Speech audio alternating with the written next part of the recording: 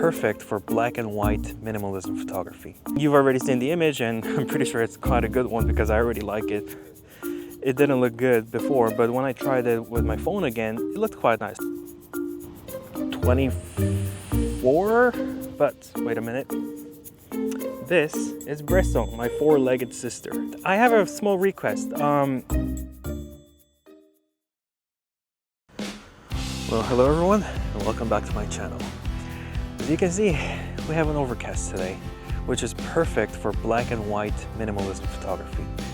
So we came to Ganghwa Island again today, and you know this place. I've already shot 2 videos here, but this place offers so much, and every time I come here, I shoot new photos. And as you probably already know, that I go to many different places, but also at the same time I revisit the same places once in a while and make different photos, and that's what I think landscape photography is all about. Same place, different photos, because they always offer, you know, new scenes and new weather conditions and everything. So anyways, today we came to this place to shoot some minimalism black and white photography, and the weather looks perfect for that. So let's go.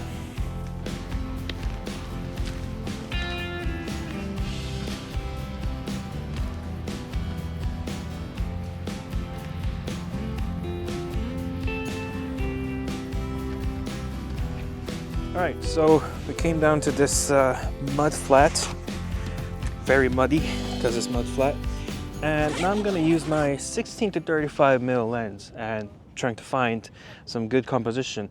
Now what I have in my mind is that there are these some seagrass, I don't know what they're called, growing on this mud flat, and I think I can really emphasize them by using my 16-35, going full-on 16mm wide angle, and make them my foreground object and shoot that island with pink suedas as my background. So that's my current idea, or my, oh, why is it opened? Oh, never mind.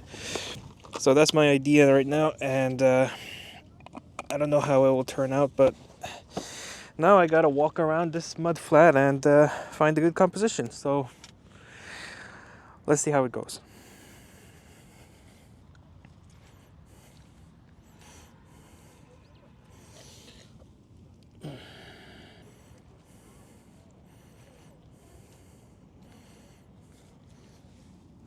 Alright, so I tried some small compositions, but I couldn't find anything that works really because it's too far from the island.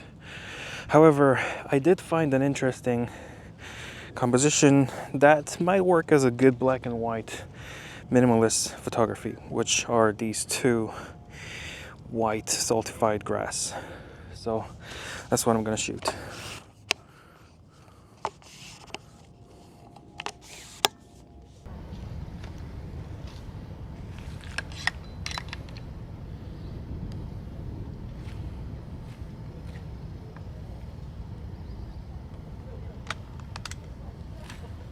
Alright, so I've got my first shot composed here. Now there were 2 trees, I showed you 2 trees. One was a little bit tilted like that, and the second one was basically lying down in the mud.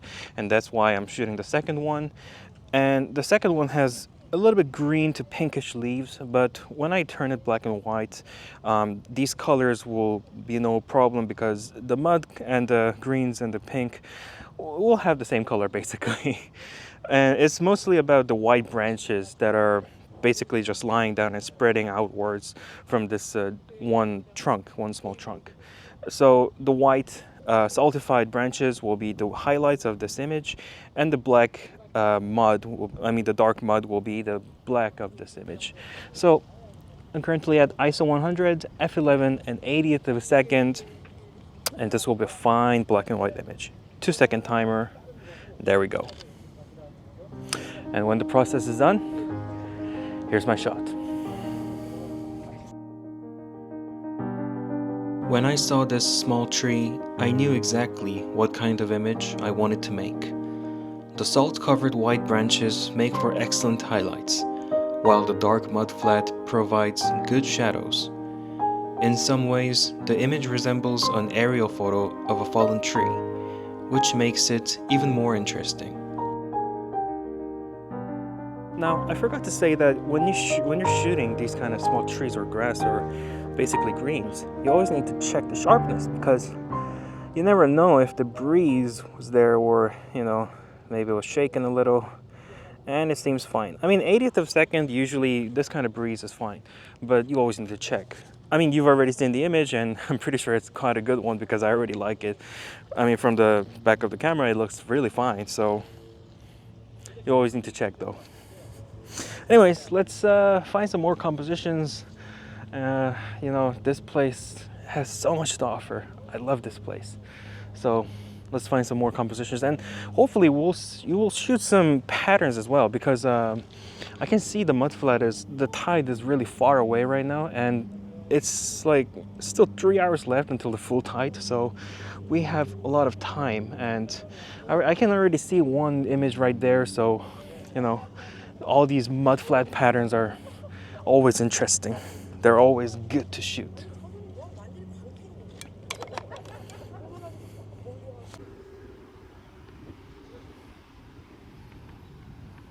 All right, so I framed up my second shot of the day, and there's this zigzag pattern, which is the water, the tide coming in probably like a half a mile away, and the sky, which will be my top half of the frame, and the bottom half of the frame will be that zigzag pattern with this dark mud flat.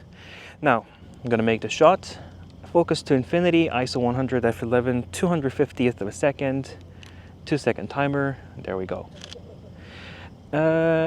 And I think when I convert it to black and white, it will look quite good, because, oh, there's a seagull in my shot. Hold on, I need to make another one. There we go. No seagull this time, right? Yep. So what I was saying is, I think when I convert it to black and white, it'll look quite good, because the sky and the water there, the zigzag pattern, has pretty much the same brightness. And when you convert it to black and white, it's basically bright highlights and shadows.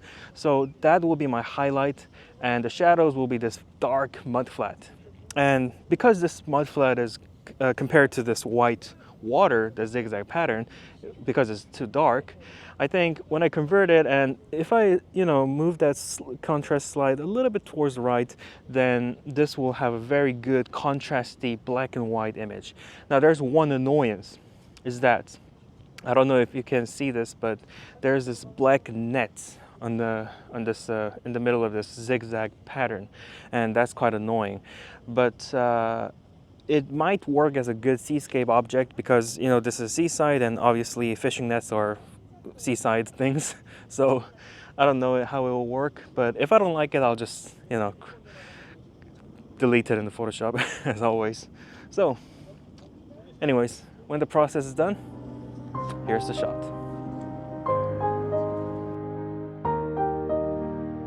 The contrast between the sky and water against the dark mud flat is what makes this image work.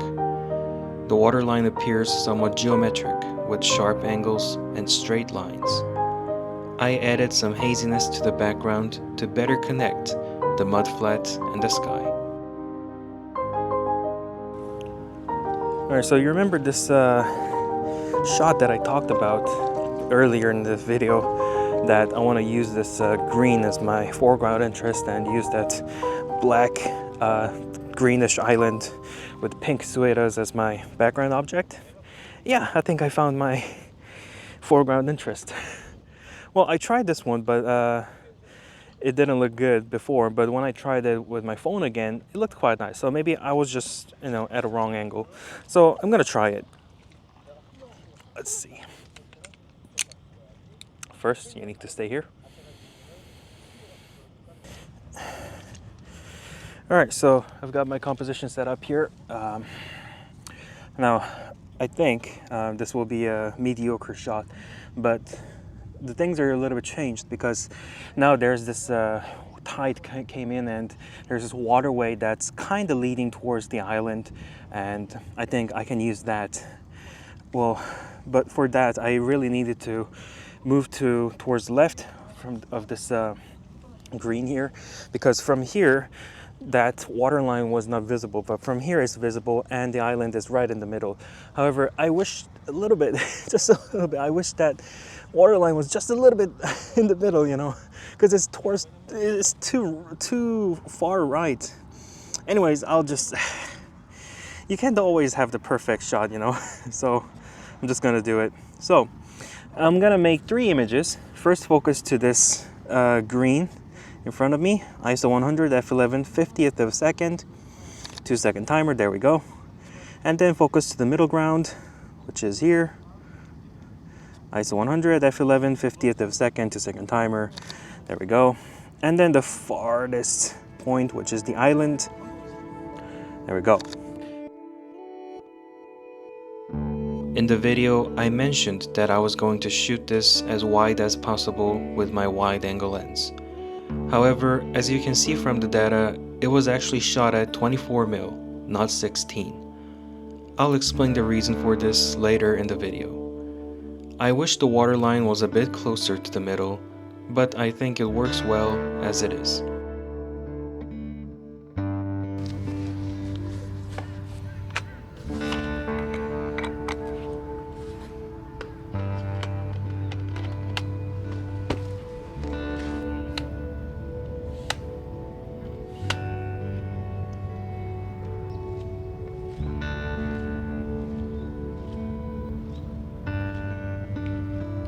All right, so I've got my next composition. Whoa, almost slipped and fell. Ugh.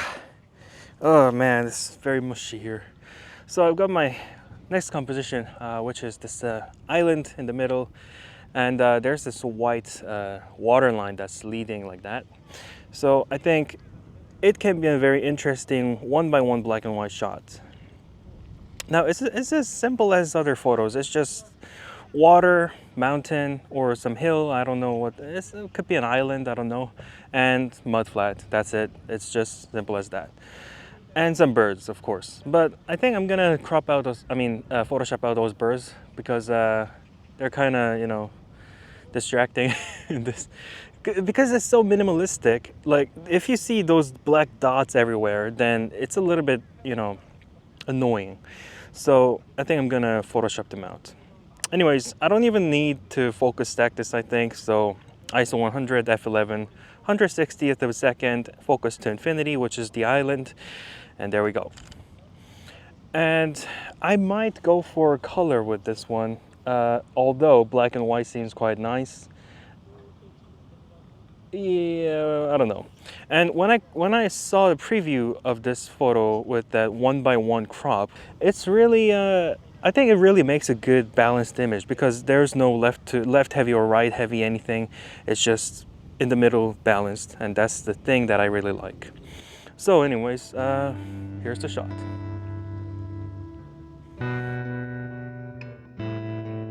This shot is similar to the second image, but I prefer it over the second one. I love how the waterline is captured cleanly in the shot, without it extending out to the left or right, but staying in the middle.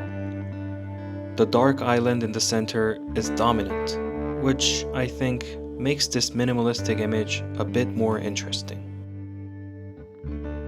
So that photo's done, and I just realized I was shooting at Super 35 in Sony, which it means crop mode. So I was shooting in crop mode, and I checked all my images before, and apparently I hit the wrong button in the middle of some wandering around, I guess. And that wide angle shot that I talked about with the green here and the island there, that thing was shot with the crop mode on, which means I didn't shoot it with 16mm, but rather 24mm? Yes, probably that. So I'm gonna have to make the shot again. Great. All right, well, let's change the lens and make the shot again. Now, I knew something was weird when I was shooting this because I was way too far when I was shooting at 16mm. And now I know, man, because one of the buttons that I can just easily accidentally press is actually I made it the Super 35 button, which means the crop mode button, because I shoot birds often, and when you're shooting with your 100 to 400 millimeter lens, if you press that button, it becomes basically APS-C mode with 600 millimeter lens. So that's why I put that button here, but I guess I accidentally pressed it when I was making that shot. Anyways, I'm gonna make the shot again, which is kind of annoying, but it's fine. It's fine. That's what photography is about. So again, ISO 100 f11, 50th of a second, and there we go. Now, one problem is that the shape of the water is a little bit changed as the tide was coming in. So now it's not exactly like before, but I have no choice. I'm still gonna make this shot. So focus stacking, 3 images shot. And as always, 1 black image. There we go. And if you don't know, if you're new to my channel, I make 1 black image after focus stacking or bracketing shots, because that black image means the 3 shots before that black image, I have to focus stack or bracket. So it's like a, you know, telling my future self that I need to do something with those 3 images before. Anyways, the shot's done. So I'm pretty sure compared to the shot before, I mean, it will look pretty much, it is exactly the same shot anyways, but still, here's the shot. Oh man, what an amateur mistake. This is the final image of the day. I am happy with it. The grass in the foreground has a smooth texture that emits a yellowish green color, making it stand out in mostly brown image. And the small island in the background, sitting alone under the sky, makes this a good moody seascape shot.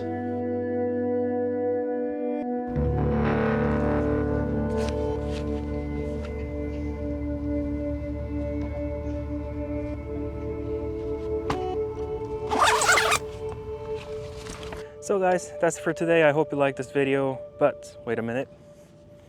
This is Bresson, my 4-legged sister. And I love her so much. She's a cute doggy. And we came here actually to walk Bresson and make some photos as well. Well, there you go. You can have her back. And my wife really loves Bresson too, more than me actually. Yeah, now she's rolling her eyes, so that's a good sign. Anyways, so thanks for watching, and don't forget to subscribe. If you like this video, press the like button. If you didn't like this video, press the dislike button, but twice. And I have a small request. See, my previous video, I made this video, I think quite well. I really liked this video, and I drove 6 hours that day to make this video, and I made some really good shots too. But for some reason, the algorithm didn't choose this video to boost, so it only has like, what, 130 views only. So please go watch it. I'll link it here, this video. So I hope you guys watch it and like this video too. So thanks for watching, and see you next time.